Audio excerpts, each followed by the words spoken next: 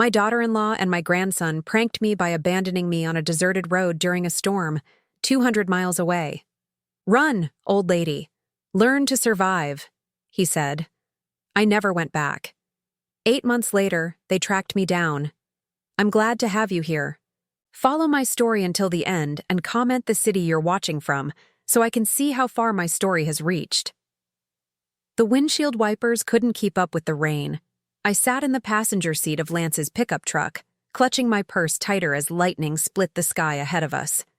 At 66, I should have known better than to trust my 28-year-old grandson when he offered to drive me to my doctor's appointment in the city. "Thanks for taking me, honey," I said, raising my voice over the thunder. "I know it's a long drive." Lance didn't respond. His jaw was set in that hard line I'd seen too often lately, especially when Ophelia was around. My daughter-in-law had that effect on him, turning my sweet grandson into someone I barely recognized. "The GPS says we're still 2 hours from Dr. Henderson's office," I continued, trying to make conversation. "Maybe we should pull over until this storm passes." That's when Lance started slowing down. At first I thought he was being sensible, finding a safe place to wait out the weather. But when he pulled onto a gravel road that led to absolutely nowhere, my stomach dropped. "Lance, where are we going?" He stopped the truck in the middle of what looked like an abandoned parking lot. Through the rain-streaked windows, I could see nothing but empty fields stretching in every direction. No buildings, no other cars, no signs of life. "Get out," he said, his voice flat and cold. I stared at him, certain I'd misheard. "What did you say?" "I said get out, Grandma." He turned to look at me then, and I saw something in his eyes that made my blood freeze. Pure contempt. "Ophelia and I are done with you. Done with your constant doctor visits, your pills, your complaints. You're a burden we can't carry anymore." The words hit me like physical blows. "Lance, I don't understand. What are you talking about? You really don't get it, do you?" He laughed, but there was no humor in it. "You've been sucking the life out of our family for years. Do you know how much money we've spent on your medical bills? How many weekends we've wasted driving you places because you're too scared to drive yourself?" I felt my hands start to shake. I never asked for anything I didn't need. The doctor said my heart condition requires regular monitoring." "Your heart condition," he repeated mockingly. "You mean the one where you pop pills every time you feel a little anxious? Face it, Grandma. You're not sick. You're just old and pathetic." The rain was coming down harder now, pounding on the roof of the truck like angry fists. I looked around desperately, trying to orient myself. "Lance, please, where are we? How am I supposed to get home? That's not my problem anymore." He reached across me and opened the passenger door. Cold, wet air rushed in, soaking my cardigan within seconds. "Run along, old woman. Time to learn how to take care of yourself." I couldn't move. My body felt frozen, not from the cold, but from the sheer impossibility of what was happening. "You can't be serious. You can't just leave me here. Watch me." Lance's voice was getting louder, more aggressive. "Ophelia was right about you. You're a parasite. You've been living off our kindness for too long, and we're done enabling your helplessness." The word helpless stung worse than any physical pain. I thought about all the years I'd spent raising Lance after his parents died in that car accident. He was only 8 years old when he came to live with me, scared and broken. I'd worked double shifts at the diner to pay for his clothes, his school supplies, his baseball equipment. I'd sat through every parent-teacher conference, every Little League game, every school play. "I raised you," I whispered, my voice barely audible over the storm. "When you had nowhere else to go, I gave you everything. And now it's time for you to figure out your own life." Lance grabbed my arm, not gently, and started pulling me toward the open door. "Come on, I've got places to be." I stumbled out of the truck, my sneakers immediately sinking into the muddy gravel. The rain hit me like ice water, plastering my gray hair to my skull and soaking through my clothes. I turned back to the truck, hoping to see some trace of the boy I'd loved and protected for 20 years. Instead, Lance was already putting the truck in reverse. Through the windshield, I could see him on his phone, probably calling Ophelia to tell her the deed was done. He didn't even look at me as he backed away. "Lance, wait." I called out, running after the truck as it picked up speed. Please don't do this. But he was already turning onto the main road, his taillights disappearing into the storm. I stood there in the middle of that empty lot, water streaming down my face, though I couldn't tell anymore what was rain and what were tears. The silence after his engine faded was deafening. Just me, the storm, and the crushing realization that the family I'd sacrificed everything for had just thrown me away like garbage. I pulled out my phone with shaking hands, hoping for one bar of signal, but the screen showed nothing. No service. No way to call for help. Thunder crashed overhead, and I looked around desperately for any kind of shelter. That's when I saw it. A small building in the distance, barely visible through the rain. It looked like it might be a gas station or convenience store. With nowhere else to go, I started walking toward it, every step a struggle against the wind and mud. As I trudged through that storm, completely alone and abandoned by the person I'd loved most in the world, I felt something inside me break. Not just my heart, though that was shattered beyond repair. Something deeper. The part of me that had always believed family meant something. The part that trusted love was unconditional. By the time I reached that little building, which turned out to be a closed auto repair shop, I wasn't the same woman who'd climbed into Lance's truck that morning. I was someone else entirely. Someone who finally understood that sometimes the people who hurt you most are the ones you'd do anything to protect. The auto repair shop was locked, but there was a small overhang that provided some shelter from the worst of the storm.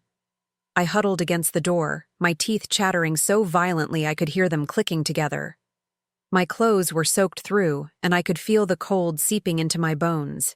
I don't know how long I stood there, maybe an hour, maybe 3. Time seemed to stretch and compress in strange ways. Every few minutes, I'd pull out my phone to check for signal, but the screen remained stubbornly blank. No bars, no hope of calling anyone, even if I'd had someone to call. That's when I heard the truck engine. At first, my heart leaped. Maybe Lance had come back. Maybe he'd realized what he'd done and returned to get me. But as the headlights cut through the rain, I could see it wasn't his red pickup. This truck was older, white, with rust along the wheel wells.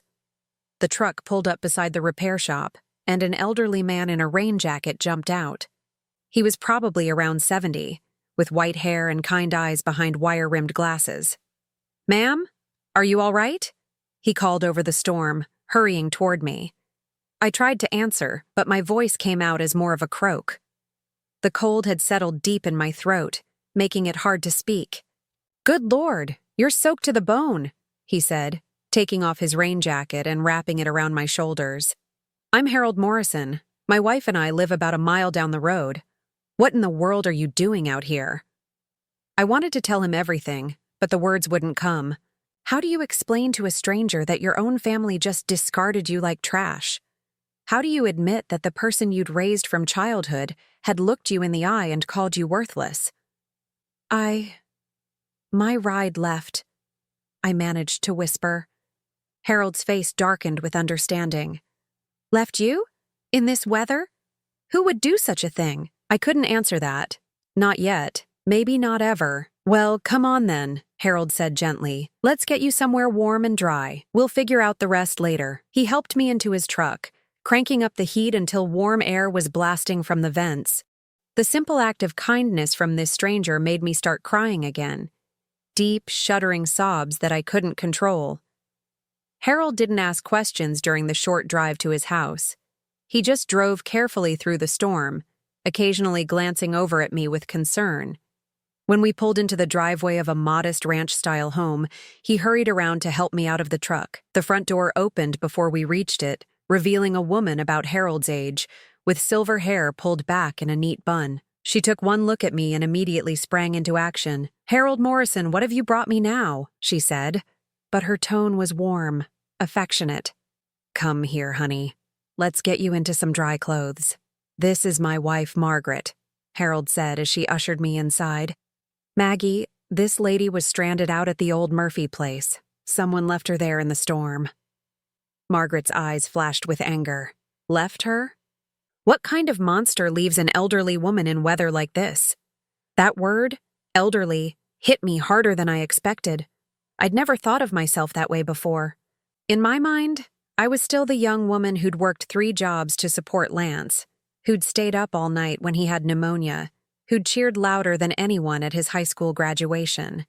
But standing there in Margaret's living room, dripping water on her clean floors, I suddenly felt every one of my 66 years. "Let's get you into a hot shower first," Margaret said, her voice gentle but firm.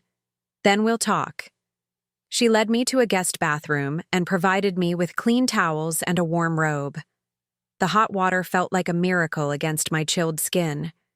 As I stood under the spray, I let myself cry again, not the desperate sobs from earlier, but quieter tears of grief for the life I'd thought I had. When I emerged from the bathroom 20 minutes later, Margaret had prepared a mug of hot tea and a bowl of homemade soup. The kindness of these strangers was almost overwhelming. "Now then," Margaret said, settling into the chair across from me, "tell us what happened." So I did. I told them about Lance, about Ophelia, about the years I'd spent sacrificing for a family that saw me as nothing more than a burden.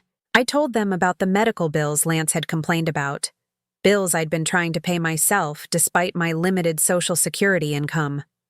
I told them about the countless times I'd bitten my tongue when Ophelia made cutting remarks about my age, my appearance, my usefulness.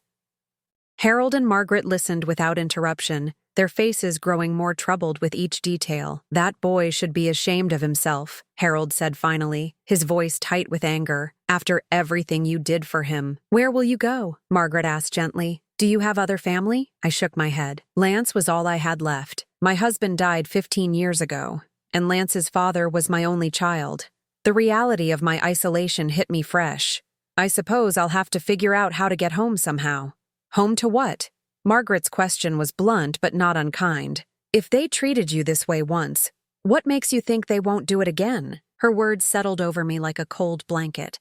She was right, of course. Even if I managed to get back to Lance's house, even if I crawled back and begged for forgiveness, nothing would really change. I'd still be the burden they resented. I'd still be walking on eggshells, trying not to be too much trouble, too expensive, too present in their lives. "You can stay here tonight," Harold said firmly. "Tomorrow, when the weather clears, we'll help you figure out your options." I wanted to protest, to insist I couldn't impose on their kindness, but the truth was I had nowhere else to go. No money for a hotel, no friends close enough to call, no family who wanted me. That night, lying in the Morrisons' guest bed under clean sheets that smelled like lavender, I stared at the ceiling and made a decision. I wasn't going back. I couldn't go back to being that woman who apologized for existing, who made herself smaller and smaller until she nearly disappeared. Lance had told me to learn how to take care of myself. Maybe it was time I did exactly that. The next morning, I woke to the smell of bacon and coffee. Margaret was already up, bustling around the kitchen with the easy efficiency of someone who'd been cooking for decades. "Sleep well?" she asked, pouring me a cup of coffee. "Better than I expected," I admitted. It was true. For the first time in months, I'd slept without worrying about being too much trouble, without wondering if someone was keeping track of every kindness they showed me. "Harold's gone into town to run some errands," Margaret said, setting a plate of eggs and bacon in front of me. "But before he left, he mentioned something interesting. The library in town is looking for a part-time volunteer, someone to help with their literacy program." I looked up from my breakfast. "A volunteer position?" "It wouldn't pay much," Margaret said quickly, "but it might be a start, a way to get your feet under you while you figure out what comes next." As I sat in that sunny kitchen, listening to Margaret hum while she washed dishes, I felt something I hadn't experienced in years. Hope. Maybe Lance had done me a favor after all. Maybe being abandoned in that storm was the push I'd needed to finally start living for myself. 3 weeks later, I was standing in front of the Millbrook Public Library, smoothing down my new skirt and checking my reflection in the glass doors. Margaret had taken me shopping at the local thrift store, helping me pick out clothes that fit properly, something I hadn't bothered with in years. When you're living as someone's burden, you don't invest much in your appearance. "You look wonderful, Vi," Margaret had said that morning, using the shortened version of my name that had somehow become natural between us. Not Viola, which always sounded so formal, and certainly not Grandma, which now left a bitter taste in my mouth. Just Vi. Simple, clean, like the new life I was trying to build. The library director, Susan Chen, was a woman in her 40s with kind eyes and an easy smile. She'd interviewed me the week before, and I'd been honest about my situation, up to a point. I told her I was recently widowed and looking to make a fresh start in a new town. I didn't mention Lance or Ophelia or the storm. Some truths were too complicated for job interviews. "Vi, welcome to the team," Susan said, leading me through the main floor of the library. "I'm so excited to have you help with our adult literacy program. Many of our students are older adults who never had the chance to learn to read properly. I think they'll relate to you wonderfully." As she showed me around, I felt something I hadn't experienced in years. Purpose.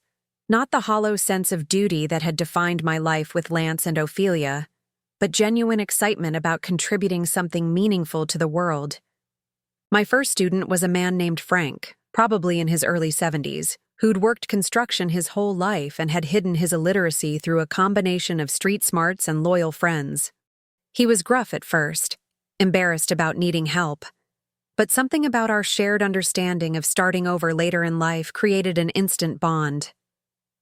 "Never thought I'd be sitting in a library at my age," Frank said during our second session, struggling through a simple paragraph about gardening. "Never thought I'd be teaching in one," I replied, and he looked up at me with surprise. "You seem like the type who's always been around books," he said. I smiled, thinking about the years I'd spent reading to Lance when he was little, making up voices for different characters, watching his eyes light up with wonder. I've always loved stories. I just never had the chance to share that love with anyone who really wanted to learn. Frank nodded, understanding without needing details. That was one of the gifts I was discovering about this new life. People didn't need to know everything about your past to accept you in the present. After my shift at the library, I walked to my new apartment. It was a small studio above Mrs. Patterson's flower shop. Nothing fancy but clean and bright with large windows that let in plenty of sunlight. The rent was modest enough for my Social Security income, especially with the small stipend I earned from the library work. Margaret had helped me furnish it with items from garage sales and donation centers, a small table and 2 chairs, a comfortable reading chair by the window, a narrow bed with a quilt Margaret had sewn herself. It wasn't much, but it was mine in a way nothing had been mine in years. I'd kept my bank account in my legal name, Viola Patterson. I'd gone back to my maiden name after my husband died, though Lance had never approved of that decision either. But here in Millbrook, I was Vi Morrison. Not legally, of course, but socially.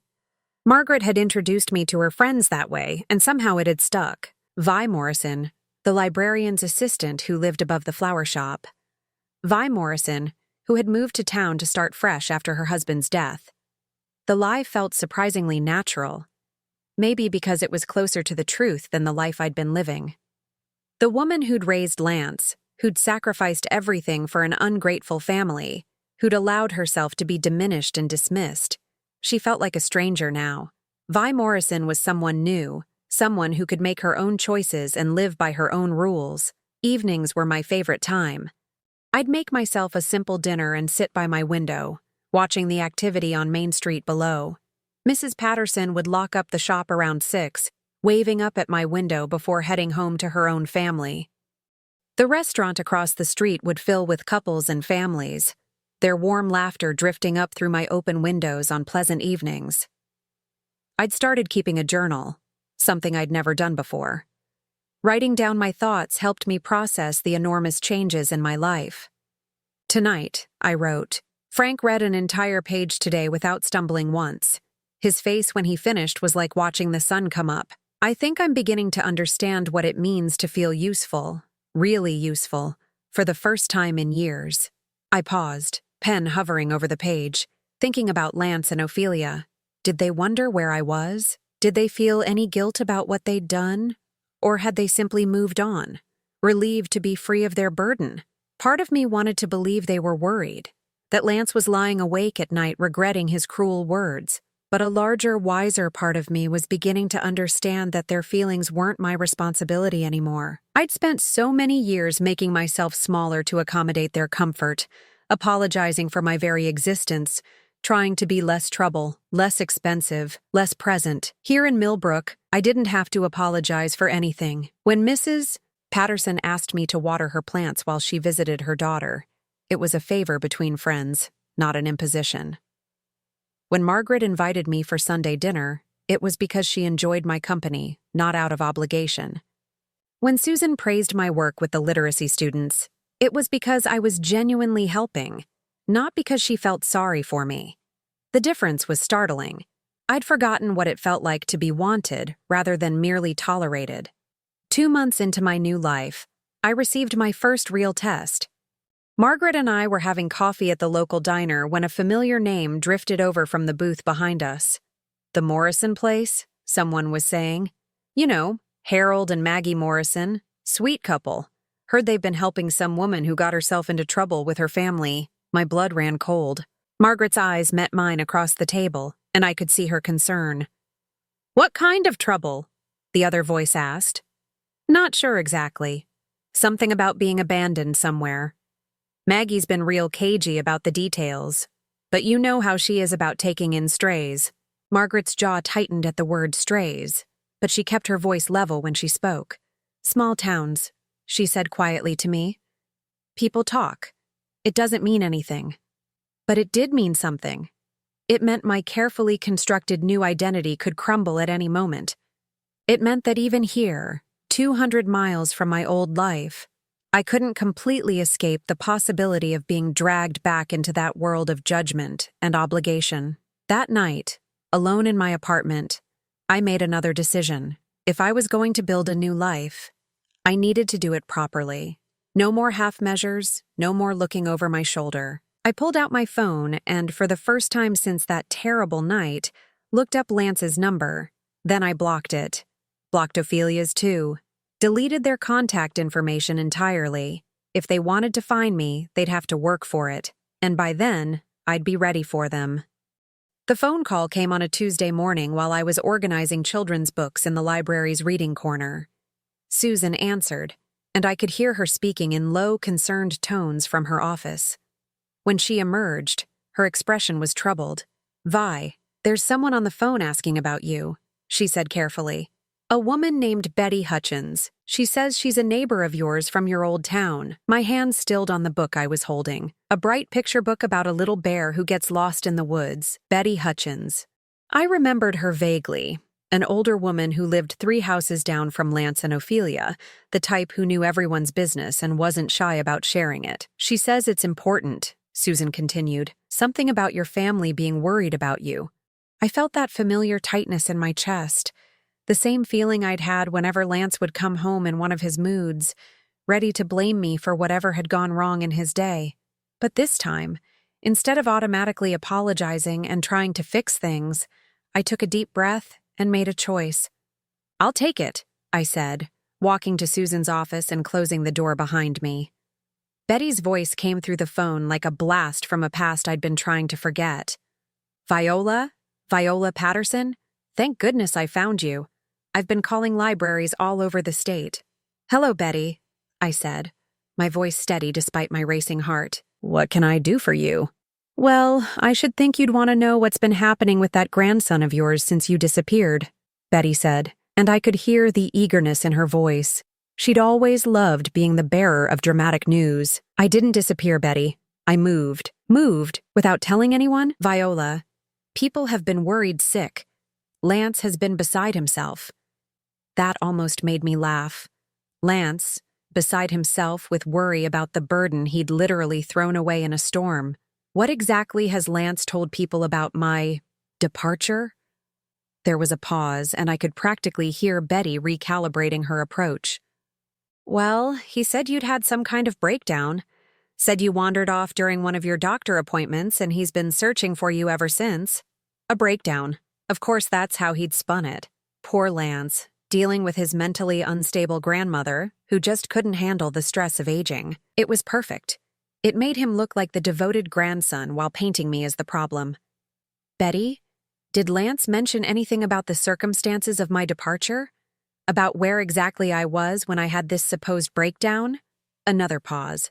Longer this time. He said it was during a storm. That you got confused and wandered away from the car. I see. I kept my voice neutral, but inside I was seething. Even in his lies, Lance couldn't completely hide the truth. And how has Lance been handling my absence? That's when Betty's tone shifted, becoming more conspiratorial. Well, since you ask, things haven't been going too well for him and that wife of his. Ophelia's been having some difficulties. What kind of difficulties? Money troubles, mostly. Word is they've been behind on their mortgage for months. Lance lost his job at the warehouse about 6 weeks ago. Something about showing up drunk. Though Ophelia's been telling everyone it was budget cuts. My grip tightened on the phone. 6 weeks ago. That would have been just 2 weeks after they abandoned me. And there's talk about other problems too, Betty continued, clearly relishing having a captive audience. Ophelia's been seen around town with that Miller boy. You know, the one who works at the gas station. Young thing, maybe 22 or 23. People are starting to whisper. I thought about Ophelia, with her perfectly styled hair and her constant complaints about Lance not being ambitious enough, not making enough money, not giving her the life she deserved. It wasn't entirely surprising that she'd look elsewhere when things got difficult. But the real problem, Betty went on, is they can't manage without you. That house you all shared? It's falling apart. Nobody's been keeping up with the yard work or the repairs. Lance tried to fix the kitchen sink himself last month and flooded half the downstairs. Ophelia's been hiring people to come in and clean, but they can't afford it. The picture Betty was painting was becoming clearer. For all their complaints about me being a burden, Lance and Ophelia had relied on me for far more than they'd ever admitted. I'd been the one maintaining the house, managing the household budget, coordinating repairs and appointments. I'd been the stable center around which their chaotic lives revolved. There's something else, Betty said, her voice dropping to a whisper. I probably shouldn't tell you this, but I heard from my cousin who works at the bank. They're in real trouble, Viola. Real trouble. The foreclosure notice went up last week. Foreclosure. The house I'd helped pay for, the home I'd maintained and improved, was being taken away. And suddenly their desperate search for me made perfect sense. They didn't want me back because they missed me or felt guilty about what they'd done. They wanted me back because they needed me. Betty, I said carefully, has anyone mentioned calling the police about my disappearance? Oh, Lance filed a missing person report weeks ago. But between you and me, the police don't seem too concerned. They said since you're an adult and there's no sign of foul play, there's not much they can do if you don't want to be found. Smart officers. They'd probably seen this type of family drama before. I appreciate you calling to let me know, I said, but I want you to understand something. I didn't wander off in confusion, and I didn't have a breakdown. I made a conscious choice to leave a situation that was harmful to me. I'm safe, I'm well, and I'm exactly where I want to be. But Viola, they're your family. No, Betty, I interrupted, my voice firm. Family doesn't abandon each other in storms. Family doesn't call each other burdens. Family doesn't lie about what really happened when things go wrong. There was a long silence on the other end of the line. I won't tell them I found you, Betty said finally, her voice much quieter now. But Viola, they're really struggling. Whatever happened between you all, they need help. After I hung up, I sat in Susan's office for a long time, staring out the window at the peaceful main street of Millbrook. Children were walking home from school, swinging their backpacks and chattering to their friends. An elderly man was walking his dog, stopping to chat with neighbors along the way. Normal life, uncomplicated by family drama and manipulation. So Lance had lost his job. Ophelia was cheating. They were losing the house. Part of me, the part that had spent decades putting their needs before my own, wanted to feel sorry for them, but a larger part, the part that was still angry about being thrown away like garbage, felt something else entirely. Justice. Not the cruel, vengeful kind of justice that takes pleasure in others' pain, but the quiet, inevitable justice that comes when people finally face the consequences of their choices. They'd decided I was expendable, that they could treat me however they wanted, because I'd always be there to absorb their anger and clean up their mistakes. Now they were learning what life looked like without me. That evening, I called Margaret and told her about Betty's call. We sat on her front porch, watching Harold tend to his garden while I recounted the conversation. "So they're looking for you," Margaret said when I finished. "How does that make you feel?" It was such a simple question, but it took me a long time to answer. How did it make me feel to know that the family who'd discarded me was now desperate to have me back? "Powerful," I said finally, surprising myself with the word. "For the first time in my life, I feel powerful." Margaret nodded approvingly. "Good. That's how you should feel. You hold all the cards now." As I walked back to my apartment that night, I thought about Betty's words. They need help. Maybe they did. But need and deserve were two very different things. And after 6 months of learning to live without the constant weight of their expectations and criticisms, I was beginning to understand the difference. It started with a single phone call to the library on a Thursday afternoon. Susan came to find me in the children's section, her face pale and concerned. "Vi, there's a man on the phone who says he's your grandson. He sounds upset." My hands went still on the books I was shelving. After 8 months of peace, they'd finally tracked me down. I'd been expecting this day, dreading it, but also preparing for it. "What did you tell him?" I asked. "Nothing yet. I said I needed to check if you were available. He's holding online too." I followed Susan to her office, my heart pounding but my mind surprisingly clear. I'd had months to think about this moment, to decide how I would handle it when it came. "Hello, Lance," I said into the phone, my voice steady. "Grandma?" His voice cracked on the word, and for a moment he sounded like the 8-year-old boy who used to have nightmares after his parents died. "Grandma, thank God. We've been looking everywhere for you." "Have you?" There was a pause, as if he'd expected me to immediately start apologizing or explaining myself. When I didn't, his tone shifted. "Where the hell have you been? Do you have any idea what you've put us through? We thought you were dead. We've been worried sick." Worried sick. The same man who'd called me a parasite and left me to die in a storm had been worried sick. "What do you want, Lance?" "What do I want? I want you to come home. We need to talk. There's been a huge misunderstanding, and we need to work this out." A misunderstanding. That's what he was calling it now. "I'm quite comfortable where I am," I said. "If you need to talk, you can do it over the phone." "No, that's not..." "Grandma, you don't understand. Things have been really hard without you. We made some mistakes, but we can fix this. We're family." There was that word again. Family. The magical word they thought could erase everything they'd done. "Lance, I want you to listen to me very carefully," I said, my voice growing colder. "You didn't make a mistake. You made a choice. You chose to abandon your grandmother in a storm 200 miles from home. You chose to call me worthless and pathetic. You chose to tell people I had a breakdown rather than admit what you really did." "Grandma, please." "I'm not finished." My voice cut through his pleading like a knife. "You're calling me now not because you miss me or because you're sorry, but because you need me. Because you and Ophelia can't manage your lives without someone to blame for your problems and clean up your messes." The line went quiet for so long I thought he might have hung up. When he spoke again, his voice was different, harder. "You're right," he said. "We do need you, but you need us too. You're 66 years old, living God knows where, probably blowing through your savings. What happens when you get sick? What happens when you can't take care of yourself anymore?" It was a threat disguised as concern, and we both knew it. "I seem to be managing just fine," I replied. "For now. But we both know you can't keep this up forever. Come home, Grandma. We'll work things out. We'll be better."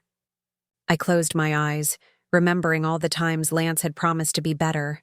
After he'd stolen money from my purse in high school.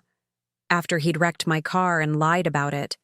After he'd moved Ophelia into my house without asking, and then acted like I was the one inconveniencing them. "No," I said simply, and hung up. The phone rang again immediately. I let it go to voicemail, then it rang again, and again. Over the next 3 days, Lance called the library 62 times. Susan had to assign someone else to answer the phones because he was tying up the lines. When I refused to take his calls, he started leaving increasingly desperate messages. The first few were pleading, "Grandma, please just talk to me. I know we hurt you, but we can fix this." Then came anger. "This is ridiculous. You're acting like a child. We're trying to make things right and you won't even listen." Then desperation. "The house is gone, Grandma. We lost the house. Ophelia left me. I have nowhere to go. Please. And finally, threats. I know where you are now. I'm coming to get you whether you like it or not. You can't just abandon your family. Susan was concerned enough to call the local police, but they said there wasn't much they could do unless Lance actually showed up and caused a disturbance. Until then, it was just harassment, and I could file a restraining order if I wanted. I didn't want to involve the law if I could help it. This was between Lance and me. On Saturday morning, I was watering the flowers outside Mrs. Patterson's shop when a familiar red pickup truck pulled up to the curb. My heart rate spiked, but I forced myself to keep watering, to appear calm even though my hands were shaking. Lance got out of the truck and I was shocked by how he looked. He'd lost weight and not in a healthy way. His clothes were wrinkled and hung loose on his frame. His hair was greasy and he had the hollow-eyed look of someone who hadn't been sleeping well. "Hello, Lance," I said, without looking at him. "Jesus, Grandma, you look." He trailed off, staring at me. I suppose I did look different. The months of peaceful living had been good to me. I'd put on some healthy weight. My skin had color from spending time outdoors, and my clothes fit properly. I looked like a woman who was taking care of herself instead of someone who was simply surviving. "You look good," he finished lamely. "Thank you, you don't." He flinched at my bluntness. The old me would have immediately softened the blow, would have asked if he was eating enough, if he needed money, if there was anything I could do to help. The new me just kept watering the flowers. "Can we talk?" he asked. "We're talking now. I mean, really talk. Somewhere private." I looked at him then, this young man I'd raised, and felt a strange mixture of pity and disgust. He looked desperate, beaten down by life in a way that might have broken my heart 8 months ago. Now it just made me tired. "You can say whatever you need to say right here," I told him. Lance glanced around nervously. We were on Main Street, and although it was early, there were already people walking their dogs and getting coffee at the diner across the street. "I'm sorry," he said finally, "for what we did that night, for leaving you. It was wrong." I waited for more, but apparently that was the extent of his apology. "And?" I prompted. And I want you to come home. I know things got out of hand, but we can start over. I've learned my lesson." "What lesson is that, Lance?" He looked confused by the question. That family is important? Try again." His face flushed red. "I don't know what you want me to say. I want you to say what you learned. I want you to understand what you did wrong so I know you won't do it again." Lance was getting agitated now, his voice rising.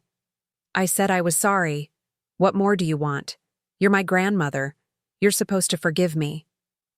There it was, the entitlement that had always been there, just barely hidden beneath the surface. He wasn't sorry for what he'd done to me. He was sorry that it had consequences for him. "No, Lance," I said quietly. "I'm not supposed to do anything anymore. That's what you taught me that night in the storm. Don't be like this," he pleaded. "I know you're mad, but you're all I have left. Ophelia's gone. The house is gone. I lost my job. I need you." And there it was, the truth he'd been dancing around. He didn't want me back because he loved me or missed me. He wanted me back because his life had fallen apart without someone to take care of him. "That sounds like a lot of problems," I said, moving to the next planter.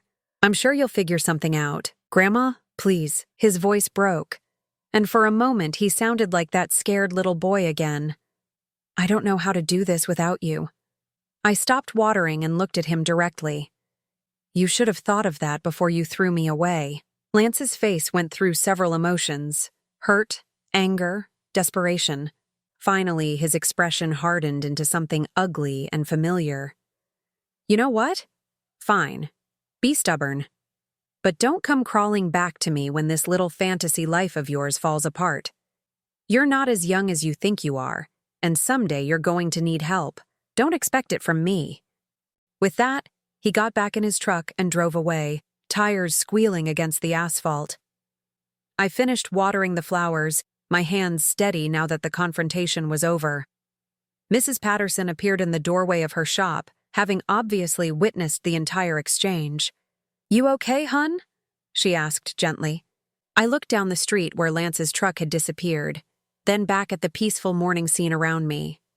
People going about their lives, children playing in the park across the street, the smell of fresh bread wafting from the bakery. Yes, I said, and meant it. I'm exactly where I need to be. 2 years passed like pages turning in a good book, peacefully, with purpose, each day better than the last. I'd been promoted to head of the adult literacy program at the library, earning enough combined with my social security to live comfortably. Frank had learned to read well enough to help his own grandson with homework, and we'd started a small reading group for other late-in-life learners. I'd also started volunteering at the local senior center, teaching basic computer skills to people my age who wanted to stay connected with distant family. The irony wasn't lost on me, helping others maintain family relationships while having completely severed my own. But it felt right. These were people who were valued by their families, who had grandchildren who called just to chat rather than to demand. Margaret had become the sister I'd never had, and Harold the protective older brother I'd always wanted. They'd officially adopted me into their family, including me in holiday celebrations and treating me like I'd always belonged. It was the first time in my life I'd experienced unconditional love from people who weren't obligated to care about me.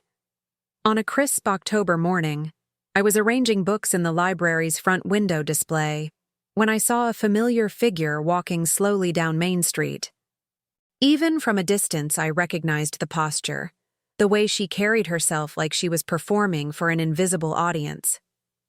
Ophelia.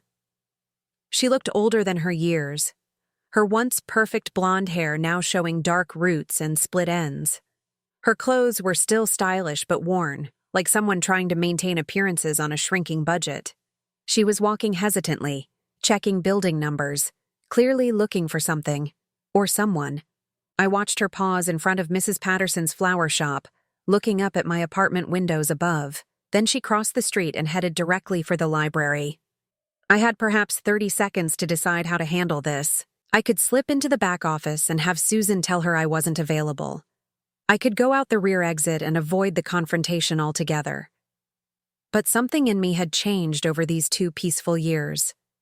I was no longer the woman who hid from difficult conversations or apologized for existing. When Ophelia walked through the library doors, I was standing at the circulation desk, calm and ready. She stopped short when she saw me, her carefully applied makeup doing little to hide the shock on her face. I suppose I looked different again, confident, well-dressed, completely at ease in my environment. Not at all like the broken woman they'd abandoned in that storm.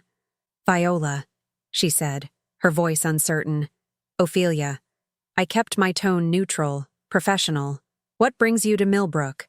She glanced around the library, taking in the displays I'd created, the reading corner where my literacy students gathered, the bulletin board full of community announcements and success stories. This was clearly not what she'd expected to find. We need to talk," she said finally. "About what?" Ophelia's composure slipped for a moment, revealing something I'd never seen in her before. Vulnerability. About Lance. About everything that's happened. I gestured to a quiet seating area near the windows. "We can talk here." She followed me, her high heels clicking against the polished floor. Even in her reduced circumstances, she was still trying to project an image of sophistication. "You look well," she said as we sat down. "I am well. Very well." That's good." She fidgeted with her purse strap, clearly struggling with what to say next. "Viola, I know we didn't part on good terms. That's one way to put it. I want you to know that I regret how things ended. We both said things we didn't mean."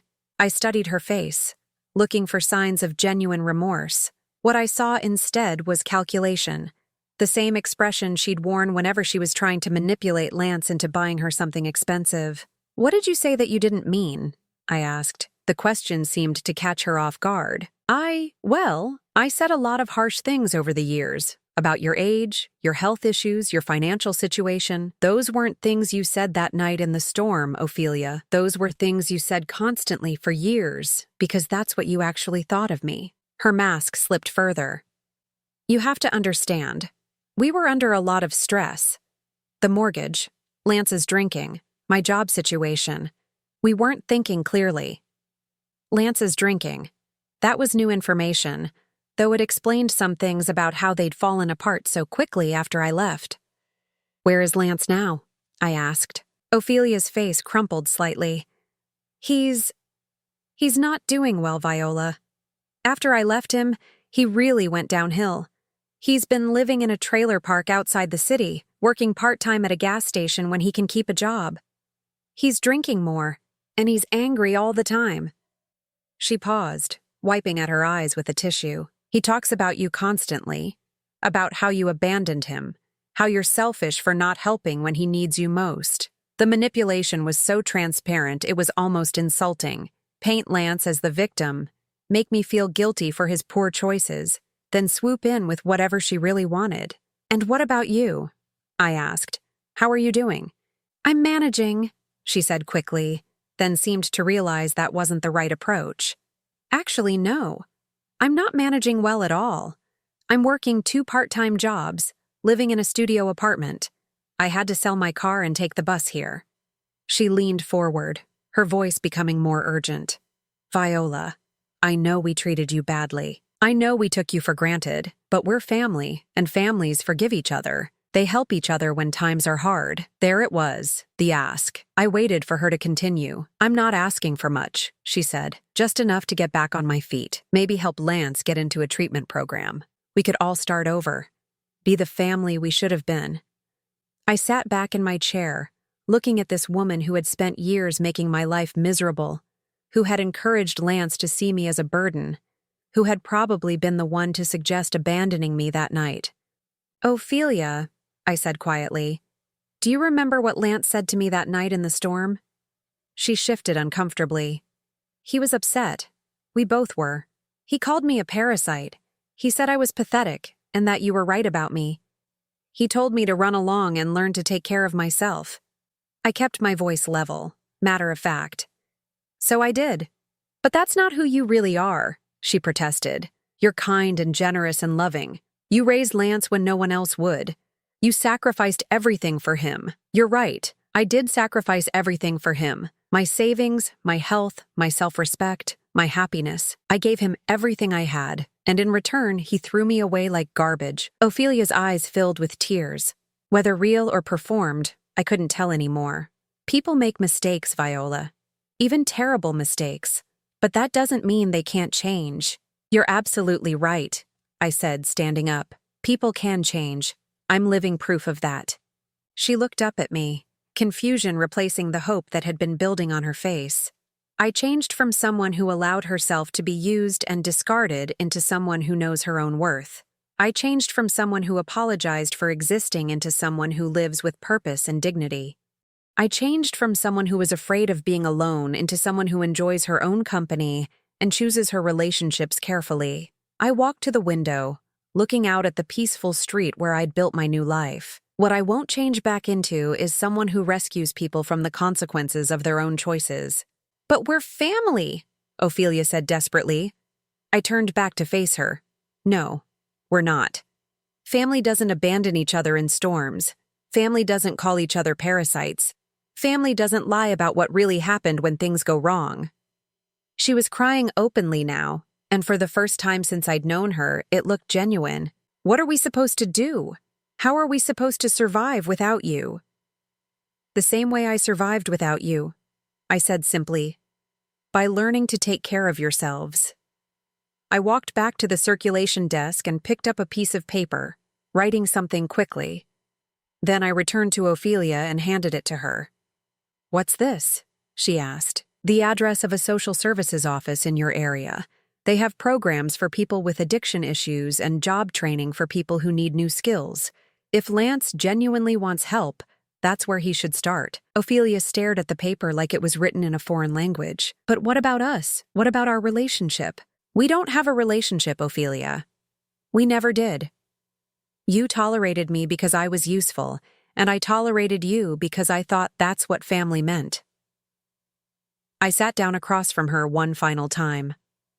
"I want you to listen to me very carefully, because this is the last time we're going to have this conversation. I am not responsible for fixing Lance's life or yours. I am not obligated to sacrifice my happiness for your comfort. I am not going to apologize for choosing to live in peace rather than chaos. You can't just cut us off forever, she said, but her voice lacked conviction. I'm not cutting you off. I'm setting boundaries. If Lance gets sober, if he gets his life together, if he learns to take responsibility for his actions and genuinely apologizes for what he did, not because he wants something from me, but because he understands how deeply he hurt me, then maybe we can have a conversation, maybe. I stood up again, signaling that our conversation was over, but that's his choice to make, not yours, and not mine. Ophelia gathered her purse and stood shakily. At the library door, she turned back one more time. I hope you'll change your mind, she said. I hope you won't need me to, I replied.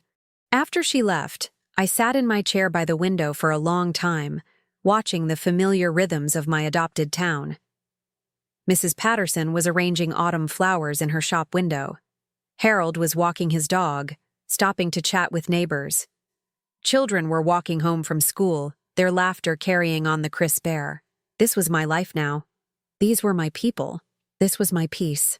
Frank arrived for his reading session, bringing a new student, his neighbor, who'd finally worked up the courage to admit he needed help with literacy. Vi, Frank said with a grin. Meet Joe. He's ready to start his own reading adventure. I smiled, pushing thoughts of Lance and Ophelia firmly into the past where they belonged. Welcome, Joe. Let's begin with something simple. How about a story about new beginnings? As I opened the book and began to read, I felt that familiar sense of purpose wash over me. This was who I was now, Vi Morrison, librarian, teacher, friend. A woman who helped people build themselves up rather than one who allowed herself to be torn down. Outside, autumn leaves danced in the wind, spinning away from their branches to make room for new growth. Some endings, I realized, are really just beginnings in disguise. Now I'm curious about you who listened to my story. What would you do if you were in my place? Have you ever been through something similar? Comment below. And meanwhile, I'm leaving on the final screen 2 other stories that are channel favorites, and they will definitely surprise you. Thank you for watching until here.